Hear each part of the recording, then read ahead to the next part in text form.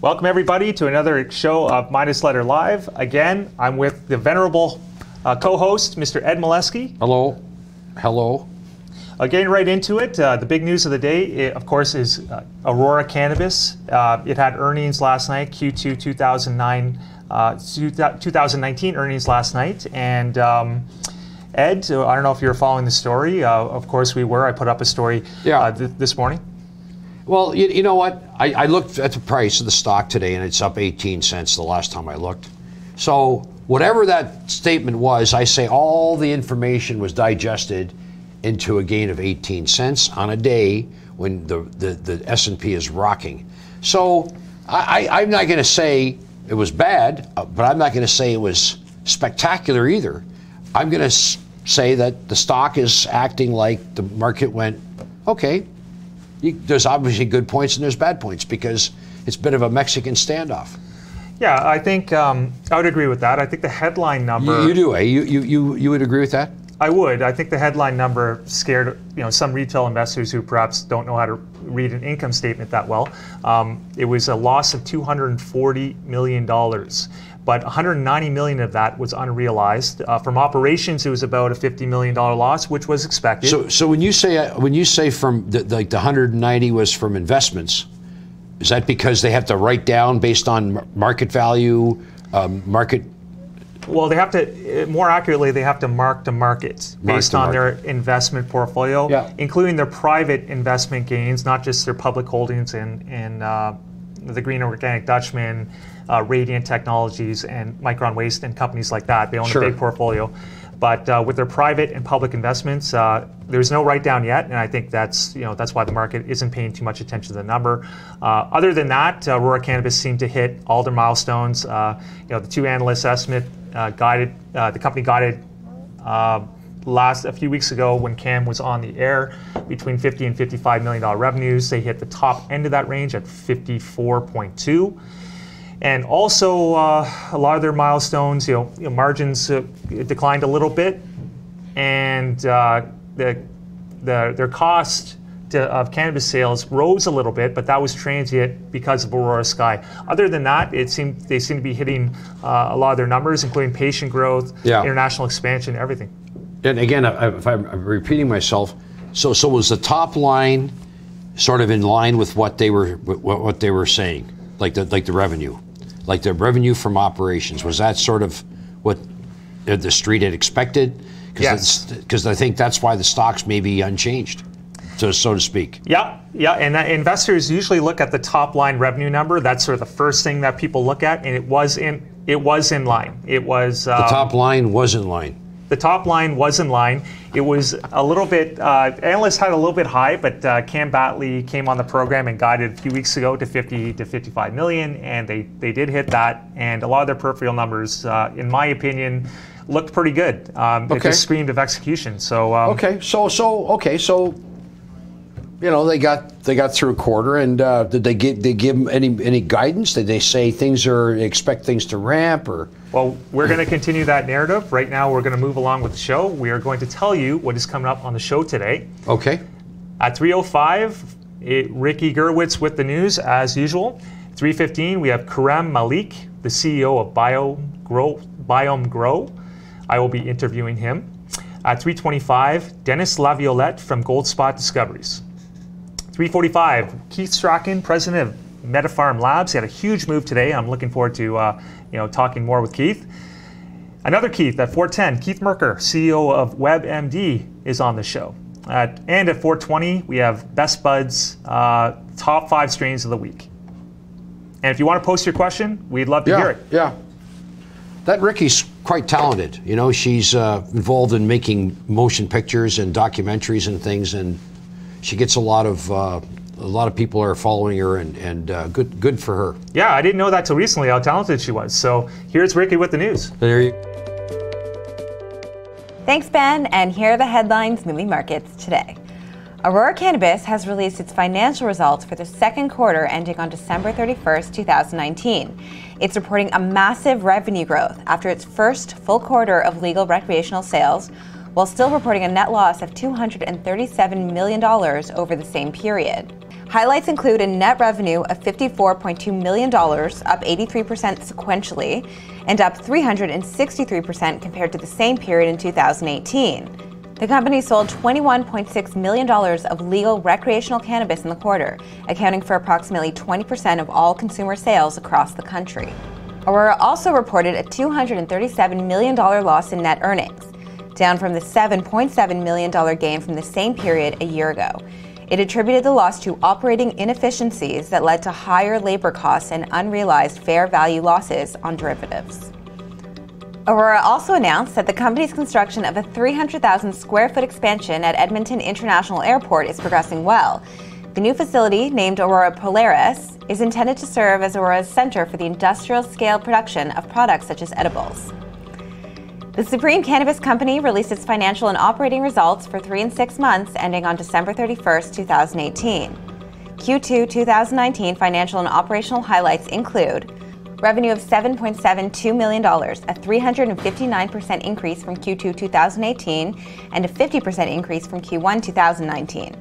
A Q2 2019 net comprehensive loss for the company of $1.55 million, compared to a net loss of $2.03 million in Q2 2018. During the quarter, the company raised $100 million of gross proceeds through a bought deal offering of 6% unsecured convertible debentures due 2021. MediPharm Labs Corp has entered into a sales agreement with a leading licensed producer to supply approximately $35 million of private label purified cannabis oil concentrates. Under the terms of the agreement, the licensed producer will make an upfront purchase of $7.66 million of cannabis oil concentrate from MediPharm Labs' inventory in February 2019. In addition, the licensed producer will purchase a minimum of $27 million of cannabis oil concentrate over a 12-month period commencing March 2019, with an option to purchase an additional $13.5 million over the same period, bringing the potential aggregate value of the agreement to over $48 million to February 2020. A third-party investigator has concluded that the Liberty Health Sciences short seller report was materially inaccurate. The company announced that it has received the report of its independent directors regarding allegations made by Hindenburg Research in its report dated December 6, 2018. Canada House Wellness Group announced that the Abba Corp, CHV's wholly owned licensed producer, has successfully completed its Pickering, Ontario facility and has started full-scale operations to cultivate pharmaceutical-grade handcrafted cannabis. Abba was recently awarded its full sales license from Health Canada. The company expects to complete its first full harvest of EU GMP certified cannabis by July 2019. The facility anticipates annual production of between 2,000 kilograms and 3,000 kilograms as it enters into its anticipated perpetual harvest every 3 weeks. Green Thumb Industries has closed its acquisition of Connecticut-based Advanced Grow Labs LLC, previously announced on January 7, 2019. AGL is one of only 4 companies in Connecticut licensed to grow and process cannabis. The Connecticut-based cannabis company operates a 41,000 square foot manufacturing facility in West Haven with the potential to expand. Harvest Health and Recreation Inc. announced the opening of its 9th medical marijuana dispensary in Arizona, the 3rd largest U.S. cannabis market. James E. Wagner Cultivation Corporation announced that it has entered into an agreement dated to license its Growth Storm system to Wellness Farms. JWC will provide technology rights and proprietary knowledge of its technology and equipment to the licensee for use in the growth and cultivation of cannabis plants. It says the aeroponic Growth Storm dual droplet system was designed to achieve a better balance of air and water at the root zone and a more controlled delivery of nutrients. And that's your news for today. Thank you, Ricky. Now we're back. We're going to continue with our Aurora Cannabis narrative. Ed is going to provide some take on the daily chart here. The chart. This is a 1 month chart of ACB. ACB. Okay, and it's got Bollinger Bands on it. It's got some moving average lines, but the middle line between the upper and lower band is the I think it's a 20-day moving average. Okay, so just let me get this up so I can maybe. So we had obviously we opened low around $9. So initially the report was met with some negative selling pressure. Yep. Then he's rallied back, became a nice green candle there. I'm guessing 1, 2, 3. That's probably an hourly bar chart. It gapped down about 7.5% this morning. Yeah. And then here we go all the way back to almost $10. then rolling over. And the one thing I'll point out is the moving average line here in the Bollingers, between the Bollingers, it's got about, I don't know what angle that is, but it's definitely pointing south. Yeah. It actually halted right on the 20, right in the midpoint of that Bollinger. Yeah. So yeah, I'm seeing that too. If I'm looking at this from an impartial objective, to me it looks like there's nothing that's happened to indicate that the lower high range on the hourly has changed the trend. Yeah. So it looks like it's continuing on its recent downward trend. And you know, you're getting as the day looks like it's coming to a close. I'm just looking quickly at the ticker that runs by. I'm seeing some issues giving up a few pennies here, a few pennies there. Nothing extremely volatile, but this is a pretty big up day for the S&P, which doesn't seem to be corresponding over spreading into this sector over here in Canada, at least. Yeah, it's very hard for the S&P because the correlations aren't exact. I mean, sometimes you have the S&P going up, 20 or 30 points, and pot stocks are down. Canadian weed stocks are down. Sometimes when the sector is down, be it the broad market S&P or NASDAQ, so I like to look at the NASDAQ, they deal more with risk assets. Yeah. That's down 100, 150 points, and weed stocks rally up. So, and sometimes they're in line, sometimes they aren't. So what do you like on look at this? This is a daily 3-month chart. These candles are dailies. So this candle today, look at it. We've started low, rallied big. I wish I knew the terminology for some of these candles, and maybe I'll study up on that. Are we still looking at Aurora? Yeah, the last day candle here. This one day, we got a pretty big wick now. Okay, and I don't like big wicks. You don't like big wicks? Careful. So I've heard. Careful, but it's still green, but it's looking like a trend is starting to form here. Right, like just looking at that. Hey, we'll see. We'll see. We'll see what happens. We're just making comments. We're not predicting. We're just saying this is what it looks like based on what we see. Yeah. And listen, I'm trying to be as objective as possible in my comments to the viewership. Of course, you have to be. And I think the big takeaway here for me is that even though Aurora is, it's obviously collared down to some of the bigger LPs, Afria and Canopy Growth, 3 or 4% lower. The fact that that big headline number came out, the fact that margins were down, which should be, I don't know if they're going to be a temporary thing or not. I mean, they're invariably going to come down anyway because of the excise tax was added in the October to December quarter, and a couple other factors. Aurora Sky ramped up, which increased, temporarily increased some of the costs of cannabis sold. The fact that it rebounded and it's going to close probably somewhere about even is a very good sign for the sector because, maybe not everything was in line with this earnings report. It was a good report, a solid, lots of execution, but it wasn't, that smoking gun, great earnings report, and everything held in there. So, I think it's a positive sign overall. I've got the HMMJ chart up, okay, and I've got I should keep these glasses on, 3-month chart. If we can put that up, and this is surprisingly looks a lot like ACB. Like there's some relationship. Yeah, there. absolutely. Look, it's about 15% of the index. We went through the band. We went through the band here, and that signified to me from that move, extremely overbought. And then since then we've been sort of grinding lower, And there's a lot of energy that's taken out of some of these big names. Not all of them, like we saw with Kronos, but certainly in this one's not anywhere near its highs of, back in October. Yeah, agreed. And it's going to take a real special earnings report from whoever in the coming the coming weeks to break out of that downtrend. Or as James would say, what's going to be the event that's going to make the market move dramatically up out of that downtrend? Exactly, because it's not as the energy level isn't as what am I trying to say? It's not as charged. The downtrend is temporarily down, so that's it's going to take something to break out of that trend. Okay. Now, coming up, the CEO of Biome Grow will be here. We'll be speaking.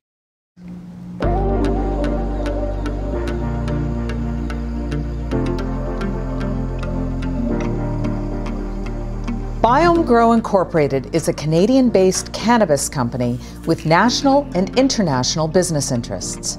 Biome owns 5 subsidiaries, including the Back Home Medical Cannabis Corporation in Newfoundland and Labrador, Great Lakes Cannabis in Ontario, Highland Grow Inc. in Nova Scotia, Red Sands Craft Cannabis Company in Prince Edward Island, and Weed Virtual Retail Inc., a company in Ontario which operates a new virtual reality technology platform focused on the medical and recreational cannabis markets.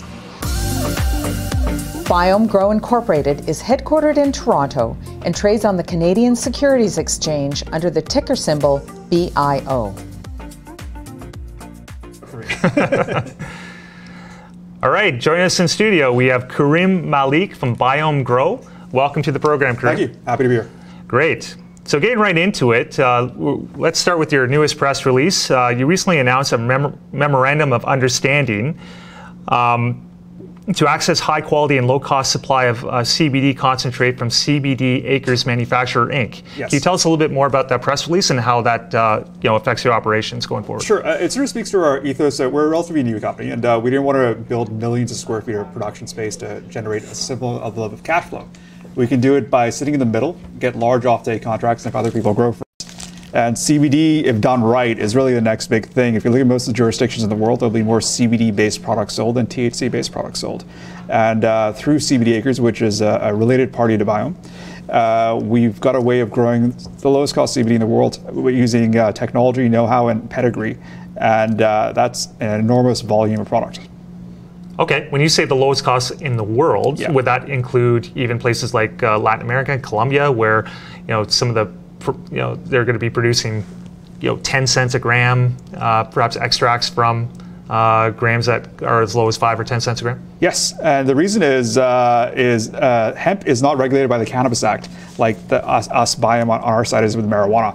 Plus, you bring in some very proprietary strains which have between 15 and 20% CBD concentrations instead of 2 or 3%, which most people work with, and then some very proprietary extract and processing methodologies involved, which are proprietary to CBD Acres. You get some very interesting price points. You can't do that with marijuana, but you can do that with hemp if you know what you're doing in Canada. Wow. Yeah. Okay. So I take it you don't believe that CBD is, as a wellness product, is a fad. You do see a huge market going forward. And yes. Yep. I think what we look at is if you look at where the MMPR program was 5-6 years ago when the regs were just getting started and was 1 or 2 licenses into the first 12 or 15 original came online, that's where CBD is today and over the next 12 months. So through CBD Acres, it's in our opinion the largest industrial supplier of CBD in the next 24 months in Canada, and at very attractive price points. We just have the economics that work for us. And when I say 20,000 kilograms of concentrate, that's over 200,000 kilograms of dried flower that has to go to make that concentrate. And that's over $250 million of potential revenue for us that we don't have to spend to build a facility to get that product out the door. So you have a supplier agreements with suppliers to provide that dry cannabis flower. So the MOU sort of states, okay, this is how much we're going to approximately need so they can plan accordingly. Others can go and buy from them as well. They're not exclusive to us. And now what you're going to see next from us is we're going to match POs around the world. So it's mostly for international sales, and we do international differently than most licensed producers do. We like to go in first, help write the regs in some cases, help influence them, and the way we influence them is start with CBD for medical purposes and nutraceutical purposes, maybe THC-based meds down the line, and then maybe recreational, way down the line if it happens. And that's an easier sell than going all on medical from day one. And these are, jurisdictions with a lot more than the 36 million people we have here in Canada. Terrific. So we need a lot of products. So how do you see the market here in Canada shaping up? Do you see perhaps the market expanding a little bit quicker now or picking up now that the adult use regulation has been, adult use market has been 3 months old or 4 months old now? Yeah, I think so. There's two parts of that. One is we've got to get more production out the door, and we've got to get through some of these structural constraints which are causing supply shortages for some jurisdictions. Some people can get product.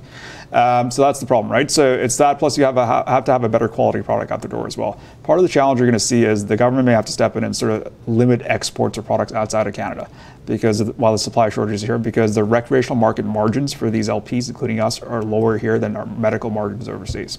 So if you button there's incentive to... Yeah. So I'm still forecasting, and my forecast hasn't changed in 2 years. I still forecast the sector. Supply and demand will not normalize until Q1 of next year at the earliest.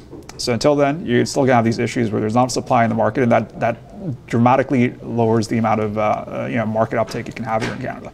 That's a huge runway here for opportunity. You're looking at just another year, and then of course the uptake after that year. So you're looking at least 24 months of runway, I would assume. I think so. Yeah. So it's not a situation where you'll be flooded with the product anytime soon and LPs going bankrupt because prices are crashing. That's a ways down the line. But again, for us, we're going to be a small to medium-sized player in Canada. It's what we use it as a beachhead, but we use it as a leverage to go into overseas markets. That's where the prize for us is, but we've got to have a level of credibility in our home market to do that. So that's why we're doing a few things here. Okay. Do you envision exporting that technology to Latin America at some point, or do you not really see the need since your production costs are going to be so low anyway?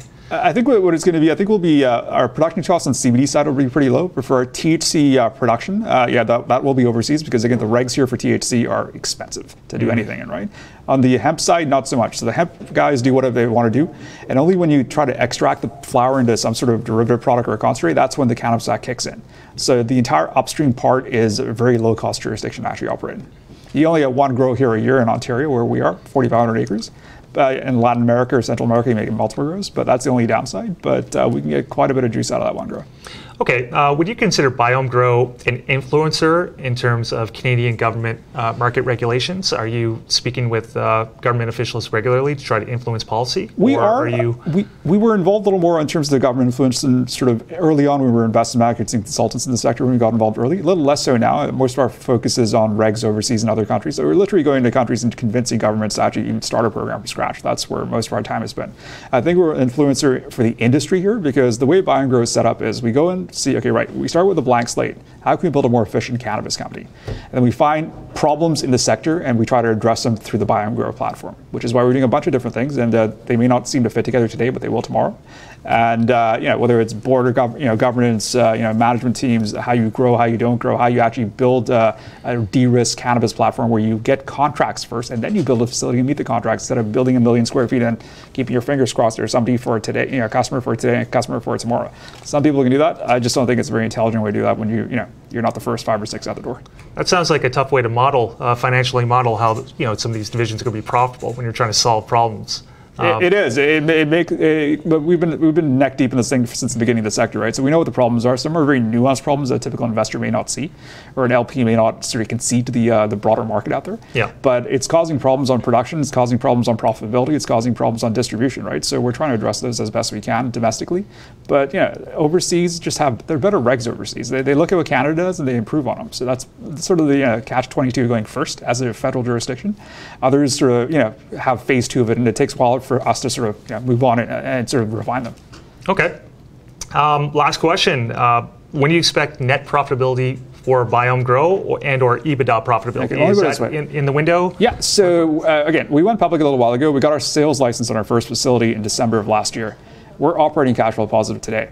As if you strip out all the expansion capital spending to get our other facilities up and running and international assets, so purely based on operating assets, and we don't need money to keep the lights on or pay salaries, which is, I think, pretty rare how quickly we got there. Yeah. So you're not growing in greenhouses, correct? We're not a fan of greenhouses, unless it's a building with a glass roof, which is a very limited greenhouse sort of experience.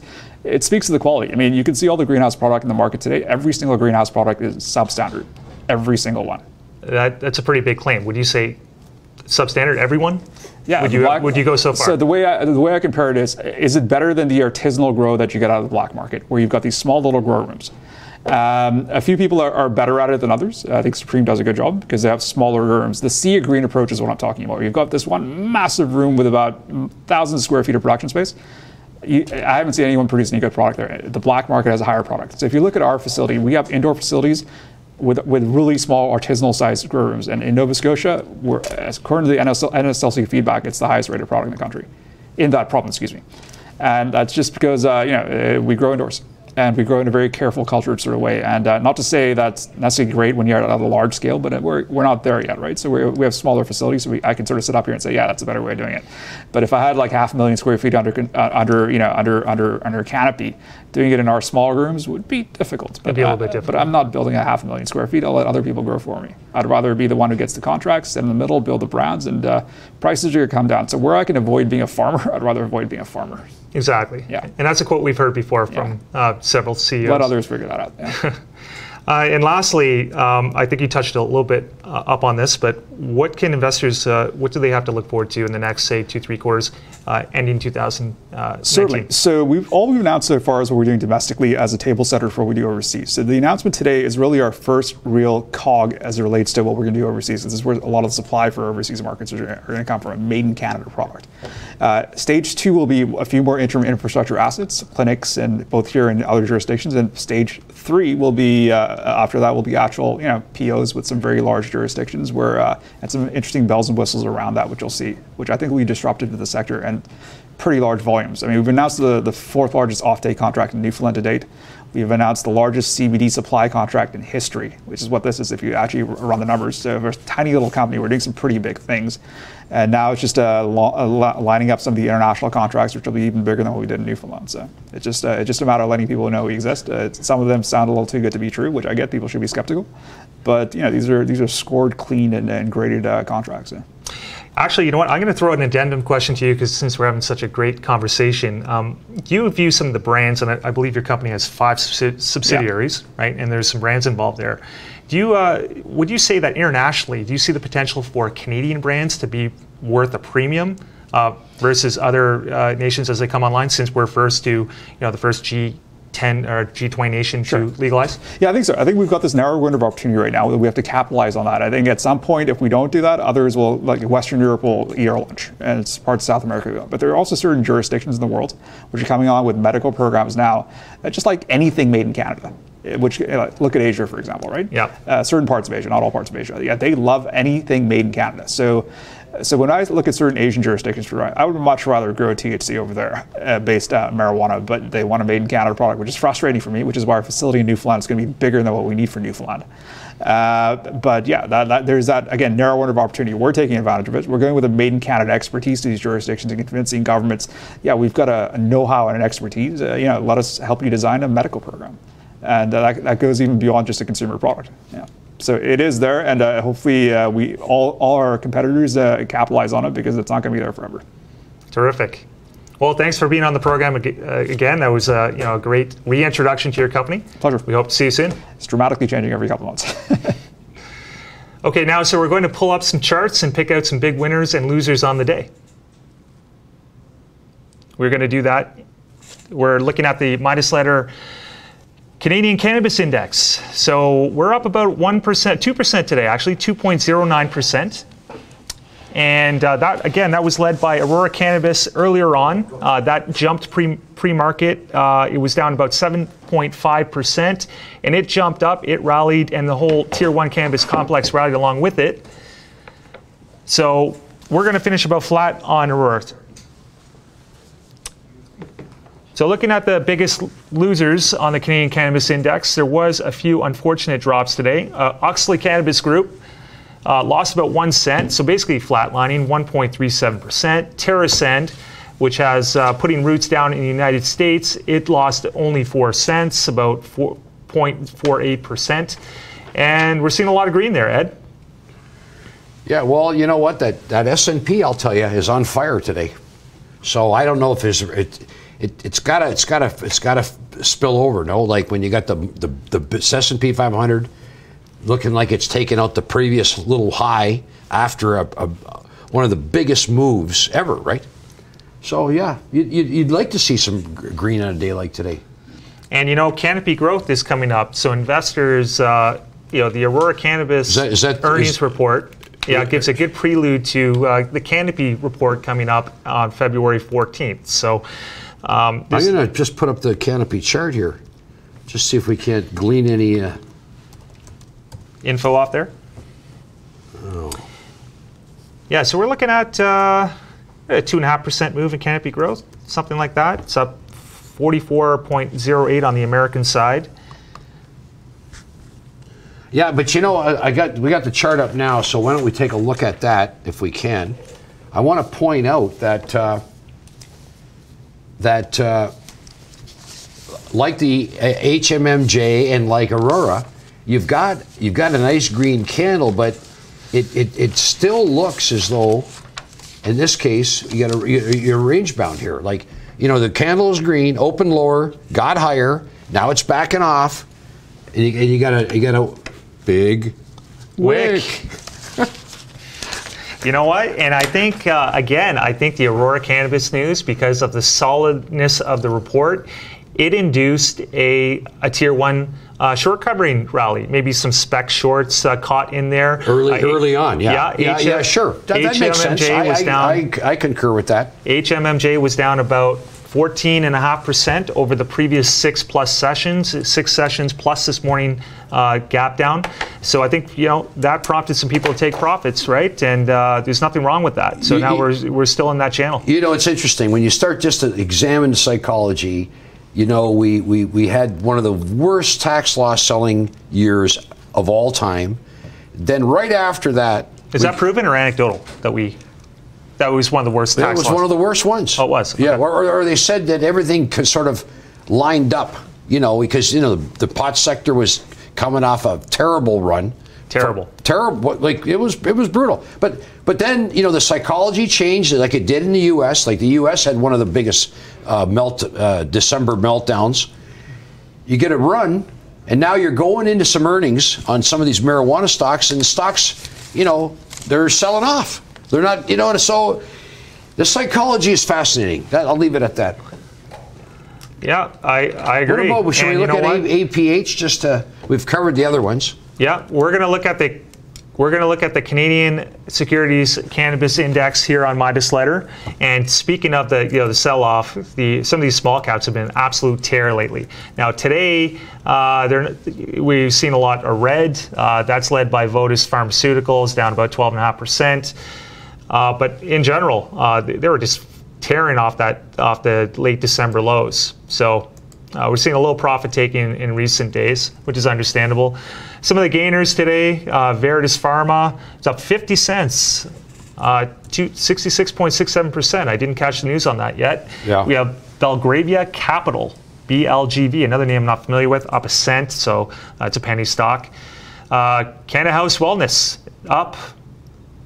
Look at this. Heritage Cannabis up 2 cents. Do you know anything about Veritas Pharma? I don't, actually. No, I didn't catch the news today. I don't know much about the company, to be honest. Yeah. But there's a few familiar names in there. Yeah, I got to do some chart work. Juju's there. Maybe over at Mercado. Well, everybody's trying to get home in this blizzard. I'm thinking I'm going to hit happy hour. Just saying. Let's see what happens after the show. Maybe we'll get some people showing up. Who knows? Anyway.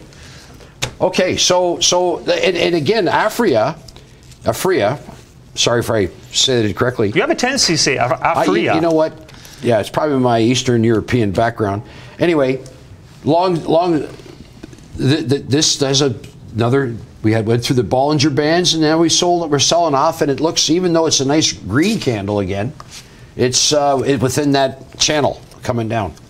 Yeah, exactly. It's in that channel, and Afria is having a good day today. I'm seeing it right now, and it was actually pre-market. I was watching it along with Aurora Cannabis, looking at the action beforehand, and it was on par. For some reason, investors were selling that down about 4.5% at the low, and despite the fact that there was no news on it, it was just sort of trailing what was happening in Aurora early on, and it rallied nicely today. It's up 7-8%, and it's held its gain. So congratulations to Afria investors. And I want to say to the viewers, when I say channel, that's when you see a trend over a period of time. In this case, it's only seven trading days, but you could sort of draw an upper limit and a lower limit, and as long as it's when the longer that goes in that, the tendency is for it to stay in that trend. Channel. And when it breaks the trend, that's a good time to, either way, maybe change your position. Exactly. And before we go to the question, I want to give a shout out to James E. Wagner Cultivation Corp, a stock that I cover quite frequently for the benefit. I really like this company. I recommend everybody do their due diligence, but it came out with material news. It had its second license. I believe it's the second one with its Growth Storm dual droplet system today with Canada Wellness company, I believe. But so I want to give a shout out there. It's up 2 cents to 78 cents.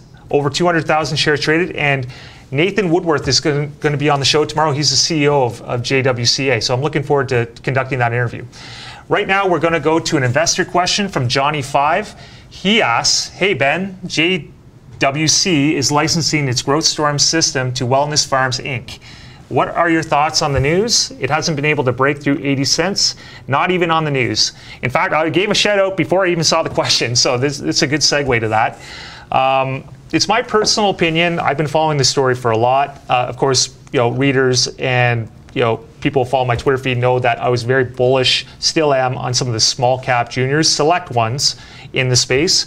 It is one of my favorite, and I've elucidated this a few times, just because it has the right, I feel, the right branding capabilities that are unaffected by the Cannabis Act. I like the fact that it produce at a low cost, premium quality bud. Some of their technology, even though it's endemic to them, and they're making that technology better, aeroponics goes back to the 70s. And there's a lot of studies out there proving that they can grow vegetables more robust, and they can grow things faster. Yeah. So you got the growth cycles, there's no need for substrate, so they can produce at a low cost, and they can grow very high quality cannabis, just like they could if they were if they had an apple farm or if they had a pumpkin patch. It's no different with cannabis, and I think it's going to be a very big winner in space. They have differentiated qualities to them. Do you ever think the plant life, the plant world will ever evolve to the point where you just see like a tomato just hanging in the sky by itself? Absolutely. Absolutely. What will it be attached to? I don't know. That's a good question. Okay. Maybe Nathan can answer the question tomorrow. But I know, for example, I got the chart up. Chart up, and I wanted to make a point to support what you're saying on this JWCA. Just a minute here. We got the chart up here, ladies and gentlemen. Look at that. We had a downward trend. Okay, Ed, I think we're going to look at that later. Okay. Due to time constraints. So right now. All right. Ed is going to be interviewing the CEO of GoldSpot Discoveries, but first... Follow us on Twitter, Instagram, LinkedIn, and Facebook. Make sure you never miss a show by subscribing to our YouTube channel and clicking on the little notifications bell.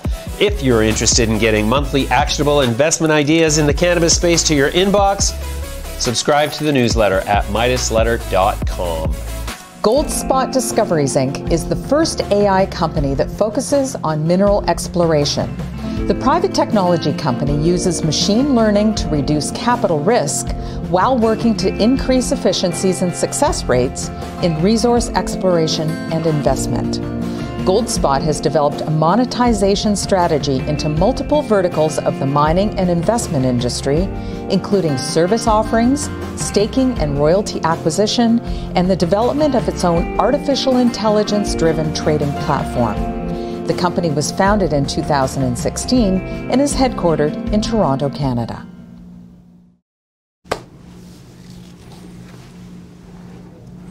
You ready? Thank you. Hey, how you doing? Good. How are you? I'm good. I'm good. So this is kind of a unique, a new approach, and I see you had no trouble raising money. Well, yeah, no trouble raising money. That's but it took a while. It's a new concept. So it's GoldSpot, and there was a capital markets company that was there was was it a three-way merger? Yeah, it's called a three-cornered amalgamation. There was a CPC, or a capital pool company, and we essentially take that over. Okay. So yeah, that's it's an RTO. It's a fancy way of going public. like a traditional mining company, you have prospective ground, etc. Actually, no. So we're a technology company. Oh, okay. Okay. Yeah. This is why we're interviewing you. I'm learning, and I'm very interested in, and because of my age, I'm interested in. I've always sort of followed the gold, the mining. Canada, is a sort of the mining capital. Toronto's the mining capital of the world, or used to be, in terms of raising money. PDAC, et cetera, et cetera. So go ahead, tell me about the value proposition here. Yeah, well, so with GoldSpot, it's an interesting company. We formulated the company. I historically was a geologist working in multiple camps across the globe. Big companies, small companies, and then I transitioned into capital markets with Pine Tree Capital, where I got to see this massive transect of So you worked at Pine Tree? Yeah, with Sheldon. Yeah, for Sheldon. No kidding. Yeah. Okay, yeah. Okay. Yeah, I was mining analyst over there. Yeah. No kidding. Yeah. I kind of joined late game, but when I came into the company, we had over 400 junior mining investments. Listen, and it was massive. Sheldon's legendary in the mining sector in Toronto. There's no question. For sure. And PNP, I think, was the symbol.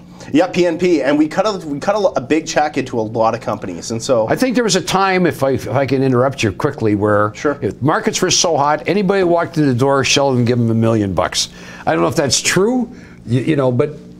It was a different approach. It was a different climate. I mean, that was a fabric of the bull market, right? And a lot of these junior companies went, 3 to 5x overnight. And so, the idea there, and I think the investment strategy was, superior deal flow, and you had a lot of companies coming through the door. And if you could, bet on a lot of ponies, and all it takes is one.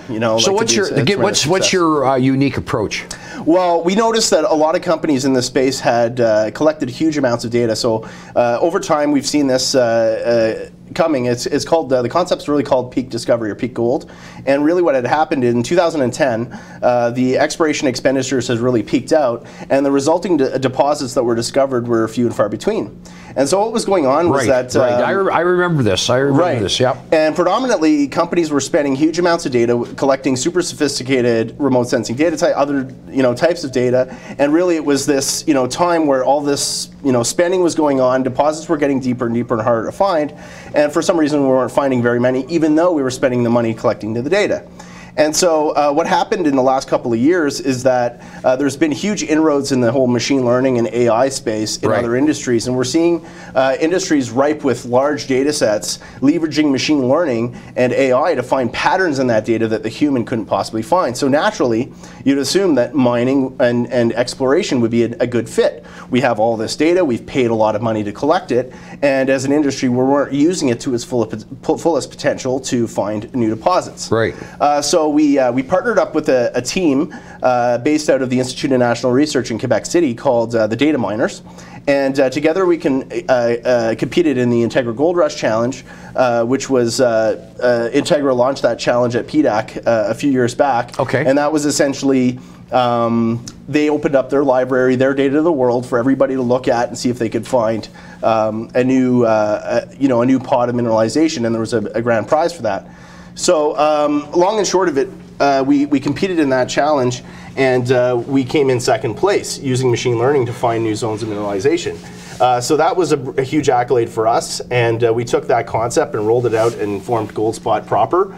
And now we've been providing this service for a lot of big companies in this space, Yamana, Hochschild, McEwen, Sprott, a lot of different entities that have taken us on, opened up their libraries to us to work with to help them find new deposits. So are you going to be generating revenue in your first, you're just so I get this right, so if this is just about to be kicked off, you've raised about $7.5 million, correct? Correct. So will you be generating revenue in the first 12 months? Absolutely. We've already been generating revenue. So as a private company, we've grown tremendously since those very early days. So when we started off, we were about 4 people on the team. And where are you now? 22.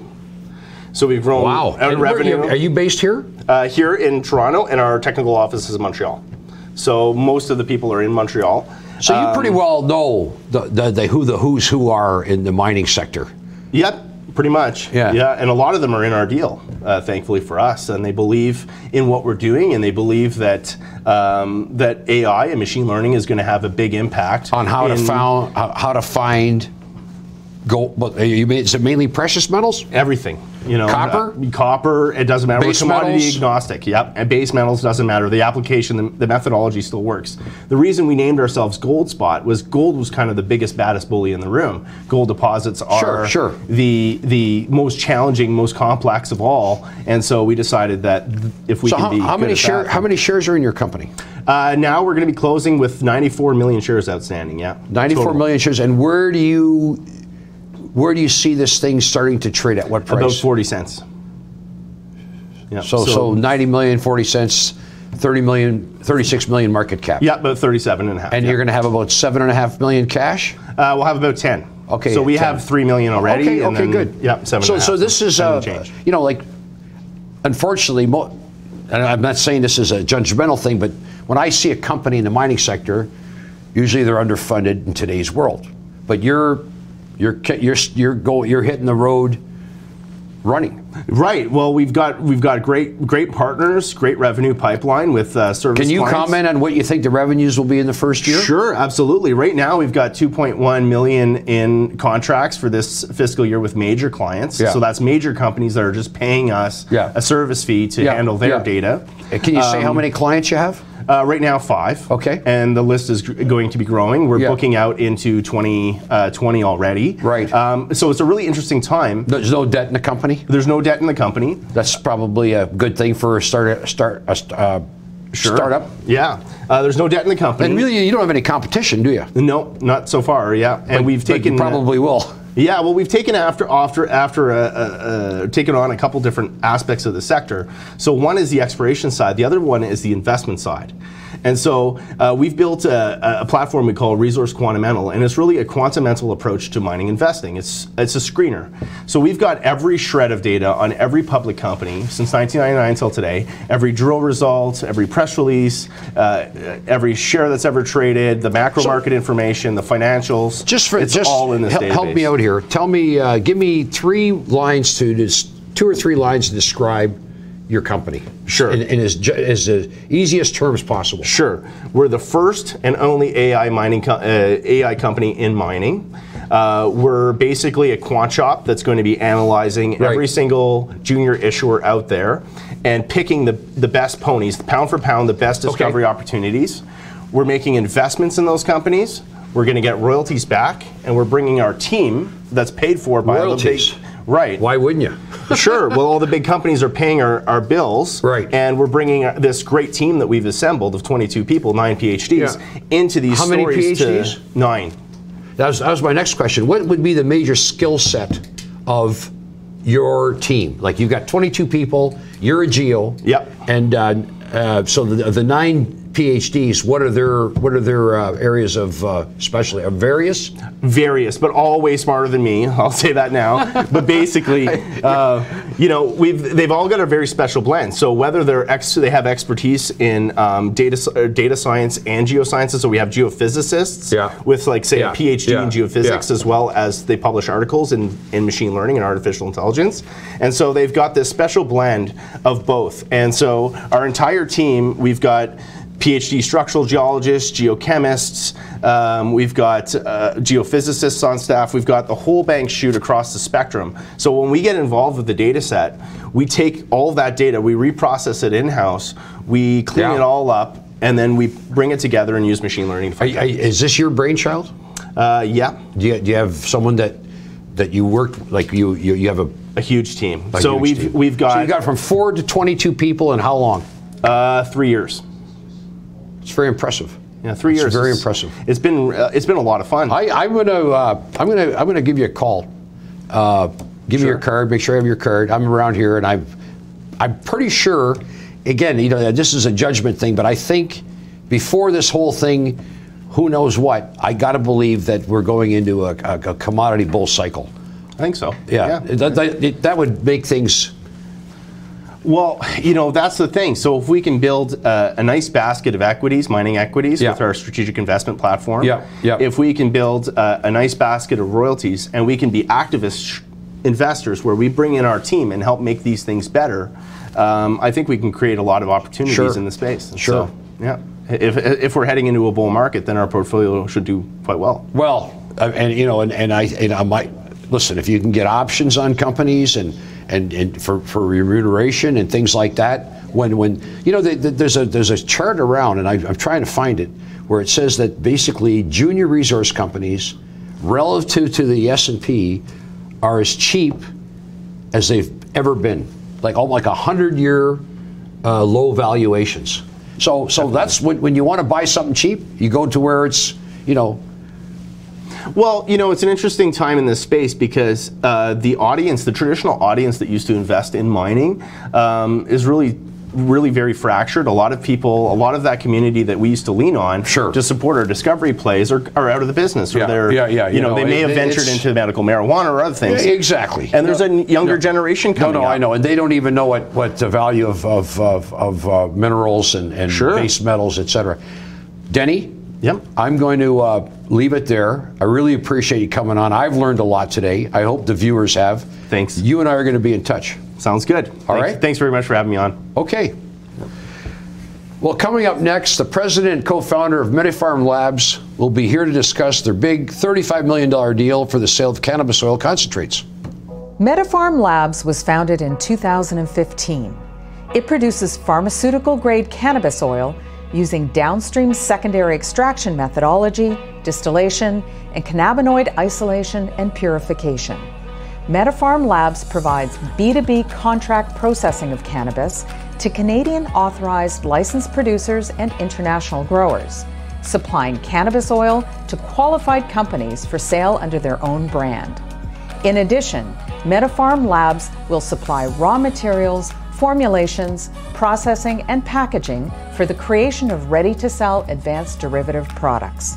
Through its subsidiary, MediPharm Labs Australia Party Limited, MediPharm has also completed its application process with the Federal Office of Drug Control to extract and import medical cannabis products in Australia.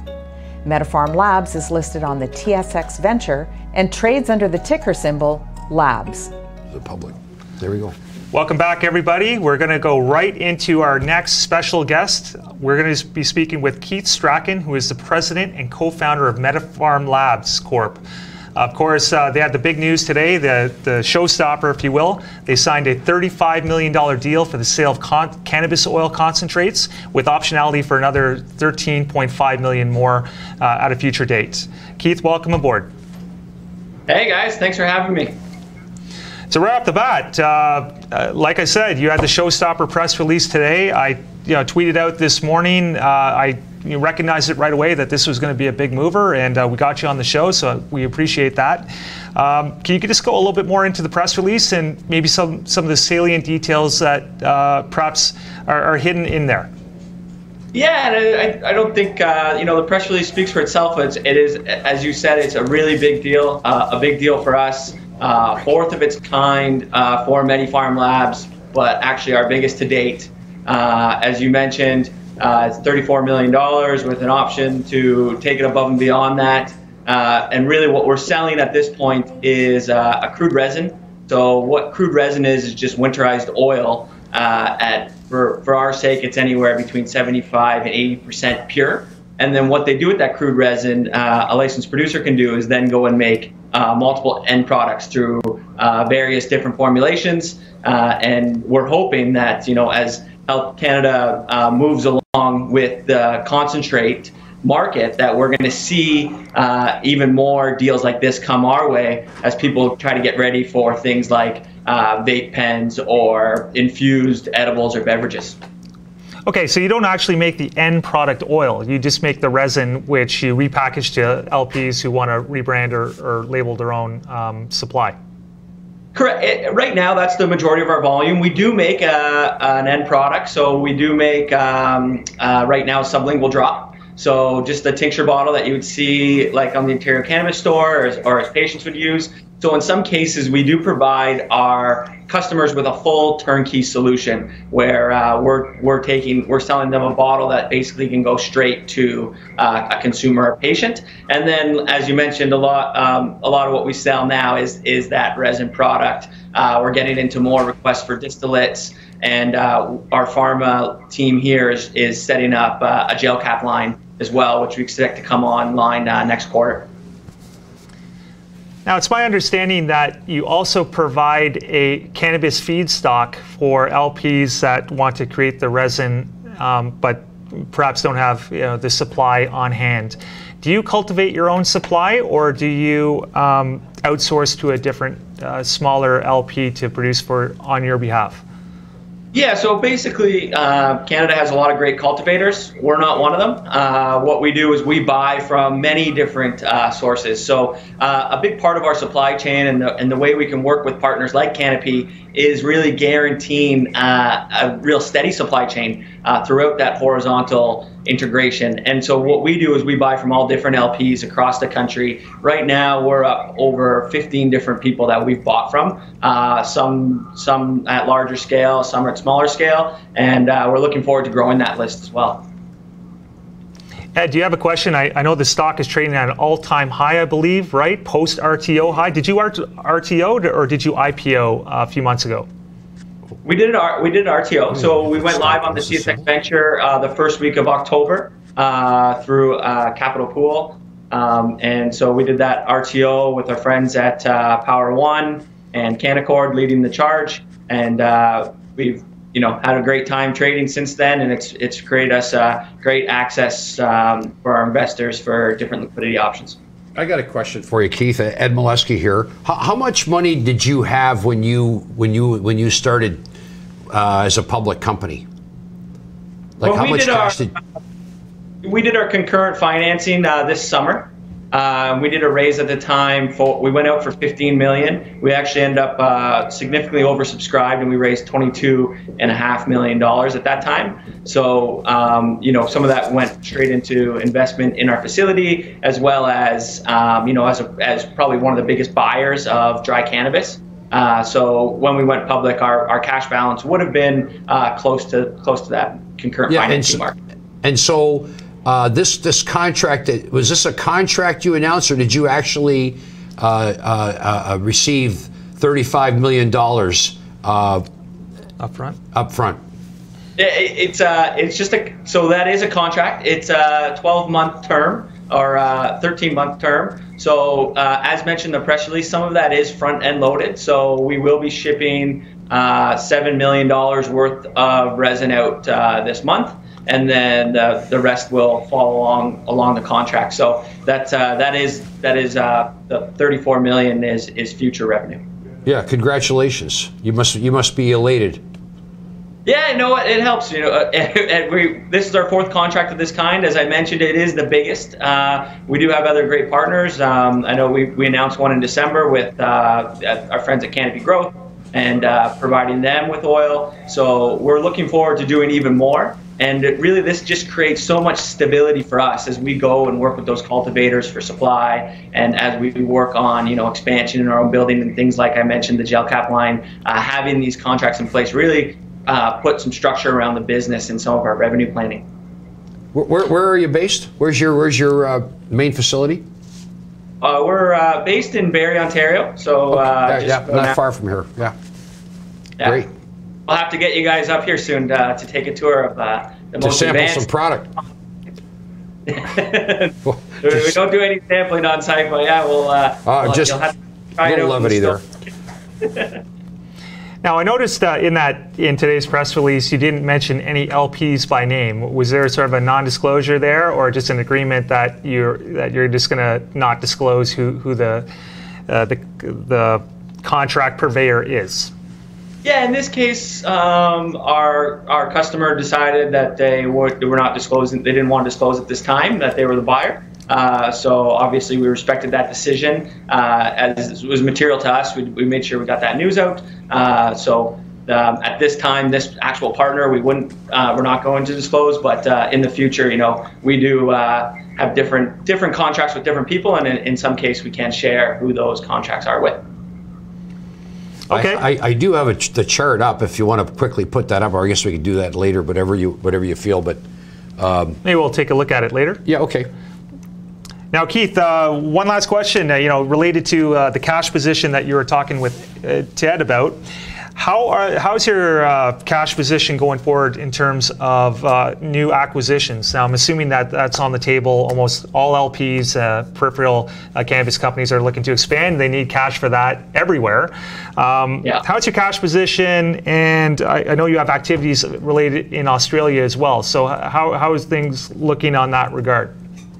Yeah, I think we have a great cash position now. We will be coming out with our Q4 audited financials. We did a press release the first week of January. Our initial month of sales in December was $10 million. So that was significant. And we'll be putting out the audited financials hopefully mid-March, so we can shed some more light on that cash position. But we're well positioned for talks like acquisitions, talks like expansion. In Australia, as you mentioned specifically, we're really excited. We're getting really close to a license there with the Office of Drug Control.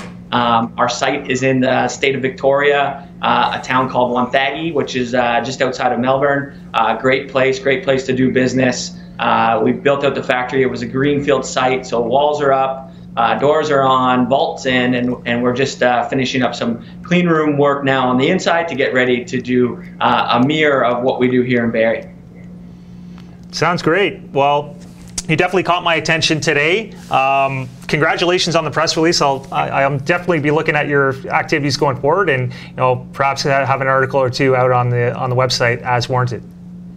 Appreciate it. Yeah, thanks for having us on. Anytime, we'd love to host you here in Barrie as well, so we can give you a close look at our operations. We're quite proud of it. Sounds good. We might take you up on that rain check. Thank you. Awesome. Have a good one, guys. Thanks, Keith. I got to tell you, I'm kind of impressed by the fact that there was no hint in the stock that there was this announcement coming out. Like, if you look at the chart's up now. Why don't we just... yeah, absolutely. Now's a great time to look at it. Here we got this thing going in a sideways pattern for...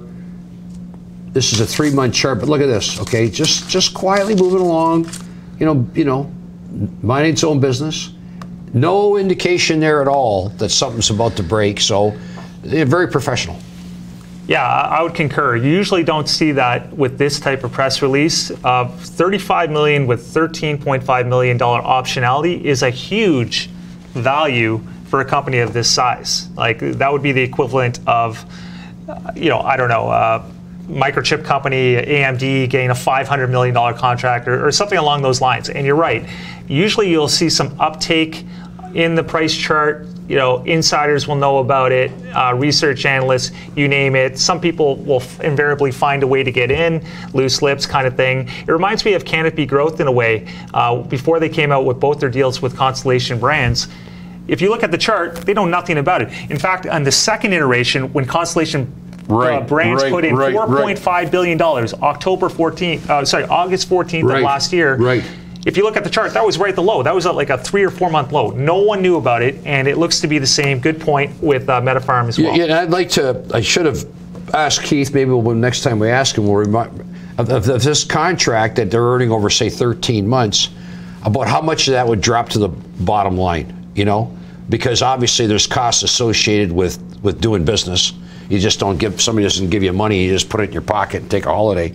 Doesn't work that way. It doesn't work that way, unfortunately. And anyway, you know what? This market cap is now $250 million. There's roughly 100 million shares outstanding, according to this service. Market cap. Yeah, it was 200 yesterday. Fully diluted a little bit more, but it's still reasonable. Yeah. No. Listen. There's action. So.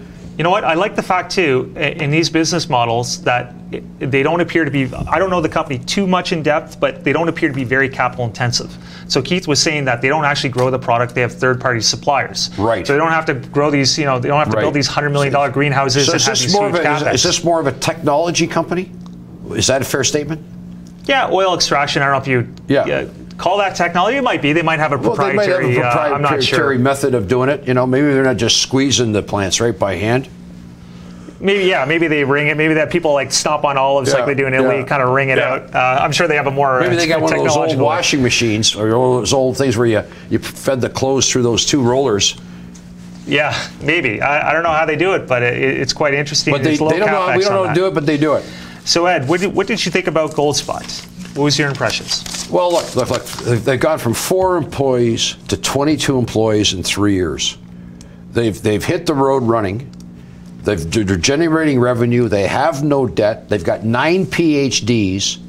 And I was very quick to grab this gentleman's card because I kind of like the mining sector, even though I think I'm really early. I'm going to have a chat with him and talk to him and see if I can't maybe find him some business. Because if you can find, it's getting harder and harder to find things. Like, they're looking. There's going to be a major copper shortage coming. You think so? Even if the economy slows down? Well, in the world economy, is it going to slow in India? It might slow in Europe. The world economy is going to slow down in a lot of places. Not in India. Maybe not. I don't think it will. I mean, maybe it slows from say 8 or 9% growth to 6 or 7. there's in Africa, there's a lot of potential for growth. So I think, you know, what I see is there's first world countries, third world countries, second world country. I think the gap's going to narrow because they're hungrier, and they want what we have. You know, for the first time in Africa, people can take solar lamps and have light at night. You know, in some places, and so children can read now at night.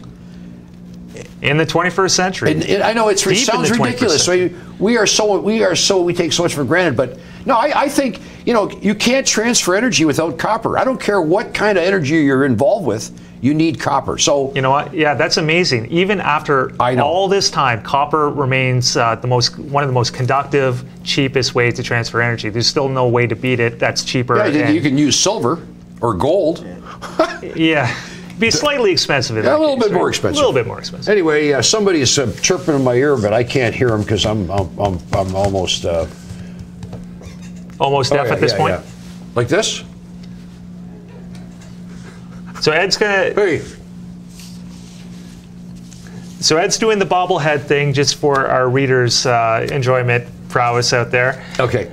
So what are we going to talk about next, Ed? I know we have Keith Merker is coming on the show. What time is it here? Is the market closed? I want to see how that S&P closed. Yep, the market closed about 8 minutes ago. Okay. Do you want to give a quick take before we swing it to Keith? What I want to do is I am very curious if this S&P closed above the previous reaction high of about 3 or 4 days ago. So that's what I'm going to look for, and I'm going to look for it right now. Great move on the S&P, breaking up above resistance, early February resistance. Very strong today on the S&P. Look at that move. Yeah, clearly through that. Yeah. So what was the 2744, and the high here? I wish I could figure this out. Yeah. No, So this market looks like it's got some zip left to it, and I'm somewhat surprised. You know, I still believe that when you get violent rallies after that sometimes the violent rally is there should have been more work done at the bottom. It was like the money rushed in so fast. You know, you would have thought that it would have tested it. You know, if you go back to here.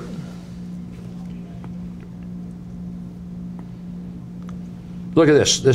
Look at this candle, and then it rolled over a bit here. It looked like it was going to try and test, and just took off like. And usually, you'd think, you know, that there was no retest here. I think that's what you call a V bottom. So when things just hit a point, it becomes so oversold, sentiment becomes so bearish, and there's no sellers left, and buyers just keep running it. They get in positions, they keep running it, and it never tests the bottom. So, you know. Yeah. It happens sometimes, right? If you miss the boat there, you know, it's hard to get back in because it was such a great rebound. Oh, I mean, look at the people that sold in here. Oh, teleprompter fail, Ed. Okay, teleprompter fail. But that's okay because we're going to go to the CEO of WeedMD in a second. But first, did you know?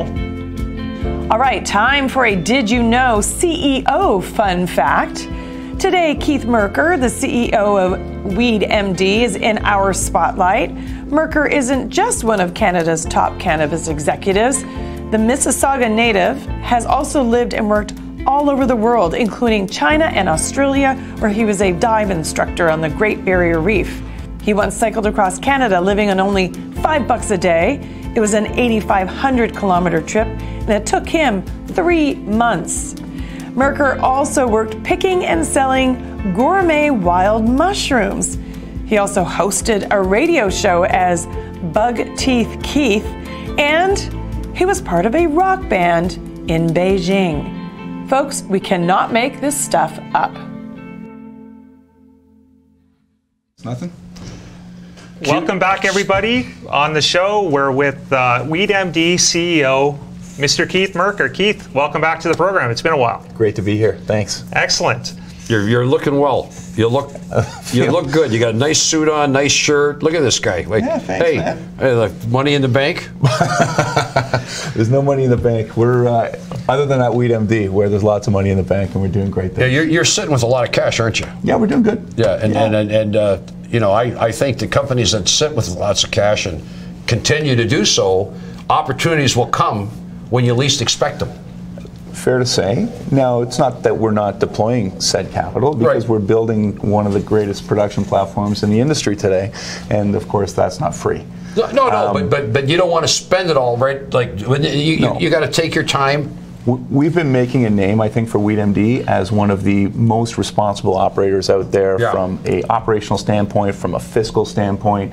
And I think that the proof is in the pudding. You can look through the statements, you can look at what we've built, and if you compare it across the industry with what other folks are sitting on and the amount of money they've spent to get there, the proof is in the pudding. You know, it's funny you mentioned that, because as a qualitative commentator and quasi-analyst, I spend a lot of time reading sentiment. I'm a big sentiment fan, so that involves going on different venues to read sentiment. And it's my impression that you have a sort of beneath the blanket sort of hardcore fan base that really believes in your platform. But last year, beneath the blanket. Beneath the blanket. I think I just made up that term. That's interesting. I think you know where I'm getting at. But it looks like, if I look at the chart of last year, it looks like your stock didn't really receive the attention that it deserved. It kind of wallowed a little bit, along with some of the other juniors. And it's just now that it seems like WeedMD is getting the stature. It's getting it's getting a bid. It's getting some nice price action to it. What do you say? What do you see about what's happening with your stock right now, and about the recognition that you're receiving? Yeah, well, it's been a long road. I mean, we've been very thin up top, and as a result of that, very focused, just by virtue of the bandwidth that we had at the table, on operations and building out what we're building. It's a tremendously complicated thing that we've done in building the facilities that we have up and running and getting them fully operational and growing the great WeedMD product that people know and love, those folks that are under the blanket that you're talking about. And so that's not an easy task. And it's now that we're having sort of, call it our coming out party, where we feel that we're probably the best kept secret in cannabis, and it's my duty now to make sure that that story goes told, because it's a great story. So I've got to hit the streets a little bit more and preach the gospel, and I think in doing so, now I'm happy to be here. Yeah. And in doing so, I think to generate the recognition for what we've achieved and the awareness amongst the investor community and beyond, of course, so that we can truly realize what it is that we've built, and so other folks can realize it as well. So you have an outreach program right now? You're starting to reach more investors to get that message out, or is it just something that's... It's the one-man show right now, but we're out there, and we've built out the team that I mentioned earlier was quite thin historically. We've built out a number of great teammates to build this business. I know some of your associates at London, Ontario, of course, Pat Valenti, and there's a lot of people in there that are, real supporters. That's right, the London community, and to mention, I'd be remiss not to mention also the Elmer community, where we have our flagship operation, in Strathroy community, where we have the expansion site. But of course, I moved to London for this business just over a couple of years ago, with a hesitant wife who was 8 months pregnant at the time, and that's another story. Was she under the blanket? Jeez. Regardless of that, the communities that we operate in, both Strathroy, Elmer, and as well back in London, have all been super welcoming and great to work with. The population in Elmer is about 7,500 people. Yeah, small. That's in Quebec, right? Elmer, Quebec. No, it's just outside of London. Oh, okay. I actually didn't know that. Good they bring it up and clarify that. I think it's a pretty big formerly a tomato area, isn't it? It's also primarily tobacco land. So we're actually in a former Imperial Tobacco building. Right. And Imperial Tobacco had a massive 1 million square foot facility across the road from our current site that they vacated back in 2007. And so they left a bit of a hole in the local economy, as you can imagine. So folks like us stepping into the breach and building the business that we've built. Yeah, good. Obviously, it's a very welcoming environment for us. Of course. Yeah. Now, I was wondering if you could explain a little bit about block strain technologies. I know you're an early investor. I believe WeedMD put about $500,000 into that before the company went public. Can you tell us a little bit about the competitive advantage that it brings in terms of cataloging your genetics versus other LPs? Yeah, the introduction was made early on, and we really liked what the guys there were doing from a technology standpoint and trying to push the needle on the technology side of the cannabis business. And not only that, but it provided a means by which we could validate our supply chain. And so WeedMD has a wide swath of genetics that we've provided across the Canadian industry and now internationally as well. And Blockstrain has provided us with a way to track and trace all those genetics. So we've locked down within the blockchain, which they use as the backbone of their infrastructure, all of the DNA footprints or fingerprints, sorry, of all of our strains. And so if there's ever any question as to the valid, or need to validate our products somewhere down the line, whether it's a dried product or a live plant, we can take it back to the source, validate it against the original DNA that we've locked with the Blockstrain platform, and thus provide validation. So that's 100% immutable. Correct. So you can always, protect your IP as you go along, right? Exactly. Okay. Yeah, I wish I knew more about terms like blockchain and all, because I still don't know anything about it, but I know there's some guys in London that are really big behind this Blockstrain company. Okay. And they keep telling me that, this is, anyway. Yeah. You know these guys. I can assure we know them. We work with them. They're a great group of people. So what about this announcement about the drug company that I go to, all the Shoppers Drug Mart? Yeah. So now you can go to their website. Is that right? And buy medical cannabis on their website that's supplied by you. This is correct, as long as you are a medical patient and lodge your prescription with Shoppers Drug Mart. So this is, if you think of the Canadian distribution channels available today, you've got the medical platform, you got the recreational platform, and this is under the medical platform. So just so I understand, so this is any store they have, like you're supplying that aspect to it, or is it just the local stores of? So neither. So today, the first iteration of Shoppers rolling out a cannabis program is through basically a licensed facility that they have. So they've licensed essentially a distribution center.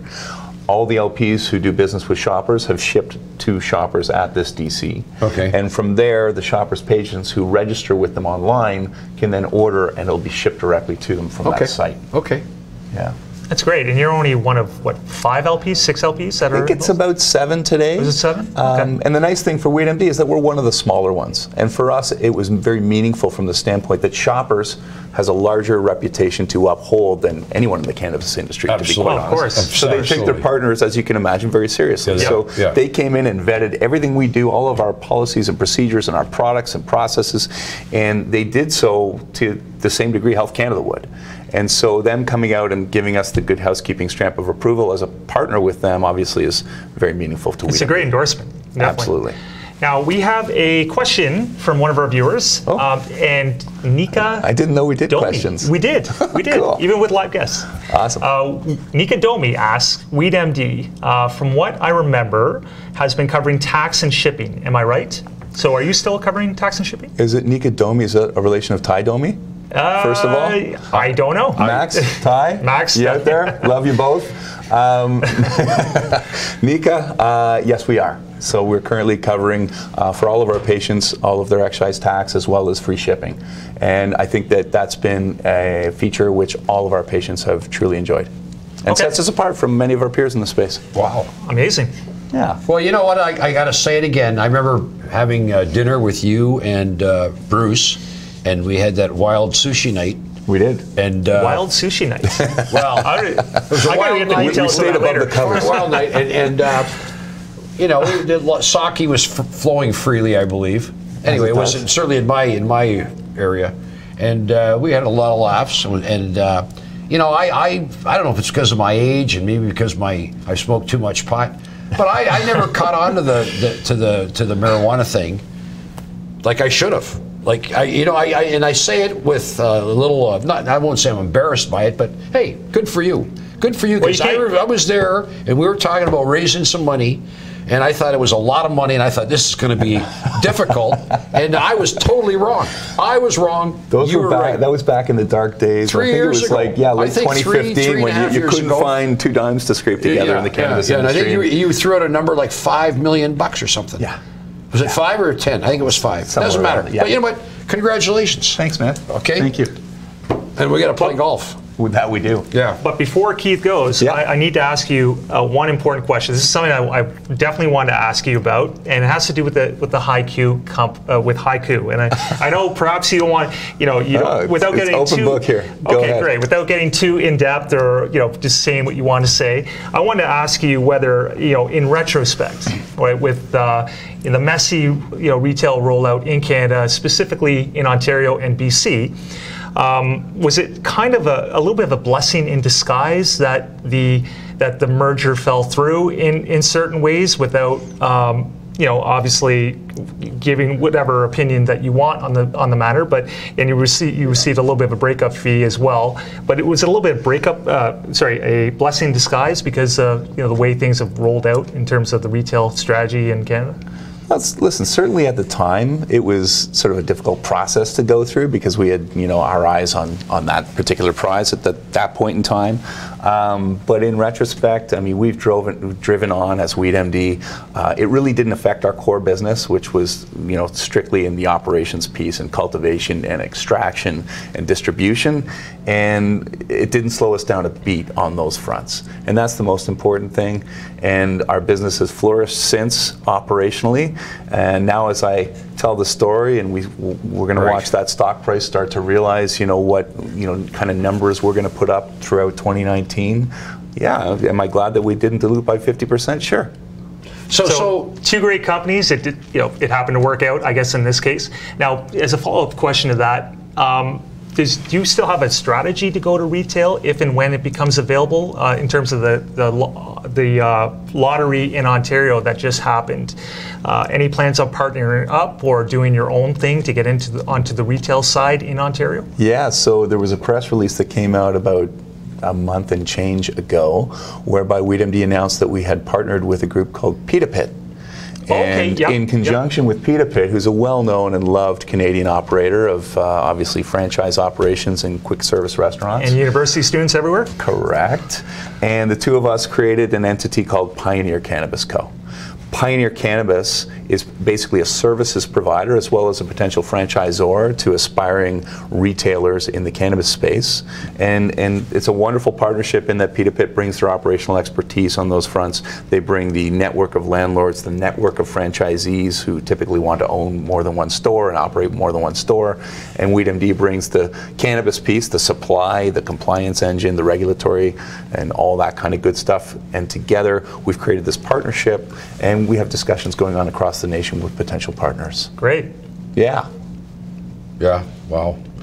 What was, just remind the viewers, what was the breakup fee on that? Can you say that? Are you? Of course, it's all public. Yeah, it was $10 million less. So there were some bankers kicking around who got a couple fees out of the thing. But just to contrast how hard it was to get the $5 million 3 years ago versus a breakup fee for 10. You know what I mean? When it rains, it pours. And when there's a drought on, there's a drought on. And it's always good to remember that when things are great, maybe they're not always going to be great. So you should be I don't know, what's the word, but embracing hang on your cash. I'm a notoriously cheap guy. We know. And this is why the WeedMD Treasury has remained. This is why the company has raised less money than anyone else in the space. And I would say, your chairman's still Michael Kraft, obviously. This is correct. And he's, he throws nickels around like they're manhole covers. So anyway. I'm guessing from that dialogue that you paid the sushi bill. You paid the sake bill. No, they did. Listen, they're first-class people. They paid. But we did have a chance to drink a six-pack together. We did. Coming back from what could have been an auto. That's another story. I freaked out. That's a whole episode. That's a whole different story. That's another story. Keith, we want to thank you for coming on board. I appreciate that. It was a great interview, as always. Yeah. Up next, Adamo Barbieri rates this week's top 5 strains. Sean and Adamo here with another segment we like to call Wow! Oh, here we go, here we go. Here we go.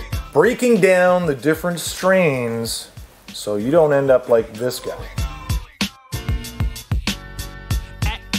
Act like you know. Number 1. Cinderella 99, aka C99, or even just Cindy. I knew a Cindy once. Don't interrupt me. I'm trying to do something here. It's not your turn to talk. You'll get one after this. Relax. With tastes of fruit and potent undertones, this strain is great for daytime microdosing, providing you with an energy boost to help get through the day. This sativa dominant hybrid is quite popular with indoor growers, as the plant itself does not take too long to grow and is short with a bushy stature. That's kind of like Cindy. Okay, that's pretty good. I like that. You want to prop it? Boom. There you go. It has been used to help patients cope with stress, anxiety, and even inflammation within the body. With its THC level ranging anywhere from 18 to 22%, this is a strain recommended for moderately to experienced smokers. Number 2. Let me tell you about this one, baby. That's not. No, it sounds like you got peanut butter in your mouth. Awful. Yeah, that was disgusting. Anyway, much like the singer, the Berry White strain offers up a soothing and relaxing high. It's been known to spark creativity while leaving you feeling a sense of euphoria. Berry White has made a name for itself with its smooth smokability and its dark and sexy berry flavor. With its THC levels ranging from 19 to 25%, Berry White packs a serious punch. And although its roots are purely indica, its effects are more similar to a hybrid strain. Number 3. Blue Dream, I saw you standing alone. It's not a song. It's pretty good though. It was okay, but that's not a real thing. It's better than okay. Okay. Originating in California, Blue Dream is a crossover from blueberry indica and sativa haze. Blue Dream is considered a sativa-dominant hybrid that offers up a full-body high, allowing you to feel calm and relaxed. Because of its high THC content, it makes for a great daytime medication to help treat pain, anxiety, and nausea. It also consists of 2% CBD, which adds to its medicinal properties. Number 4. This is an indica-heavy hybrid with a relatively high THC percentage, but minimal CBD percentage. The Dutch Treat is a good go-to for an evening out, or can leave you in deep, self-reflective thoughts. It does have mysterious genetics, but it's believed to be traced back to a breeder from the Vancouver Islands. Number 5. Blue cheese is one of the several cheese strains available, and much like actual cheese, its strain has an original distinguished taste. But because of the blueberry roots, the blue cheese strain holds more of a fruity property when it comes to taste. The high from this strain can creep up slowly on you and doesn't give you the head rush that you may experience with several other sativa strains. This strain is suitable for unwinding and gives you an uplifting sensation that is a perfect mix for social gatherings. Its THC composition ranges from 15 to 20%. And those were the 5 strains of the week. And here's your tip of the week. We had minus what seemed like 40 weather here recently. And I was going to take a bus to work. I saw this gentleman walk by and he was wearing shorts and a t-shirt. Okay. I thought that was crazy. Sorry, Sean, what's the tip here? Well, he can survive in weather. It doesn't annoy him. It doesn't bother him. All right, well, that's not a tip. Well, this is the tip. Okay. You can put your mind to anything. That's a weird way to get there, but I agree. If you put your mind to something, you can do it. Beautiful message, horrible example. Back to you guys in studio. Here we go, here we go. Coming up tomorrow, we have a really good show. We have Nathan Woodworth from James E. Cultivation Corp. We have Craig Kolochuk from Sugarbud Craft Growers. They are another aeroponics grower. I believe they stack vertically, so they're a little bit different there. And we also have Nima Nouri from TV Vape CEO. So 40 seconds, Ed. Do you want to look at the MediPharm chart? The Med Labs chart, I've got it up, and a couple points I want to make. It went if whether it was an IPO or whatever they did, the first RTO, day of trading. RTO. Okay. If you look at this chart, which I want to do quickly. The first day was obviously a big trading range, a red candle, not a good candle, big tail, big wick, but closing here. Okay, really couldn't close above that level, and then we were basing, got oversold there, rallied a bit, moved up in stature, and then and look at a big pop. So closing high, play of the day, trade of the day. Yep. Cannabis stock of the day. Very impressive price action. We look forward to having the company on again. Thanks again for joining us, everybody. We'll be here tomorrow with Nathan Woodworth and company.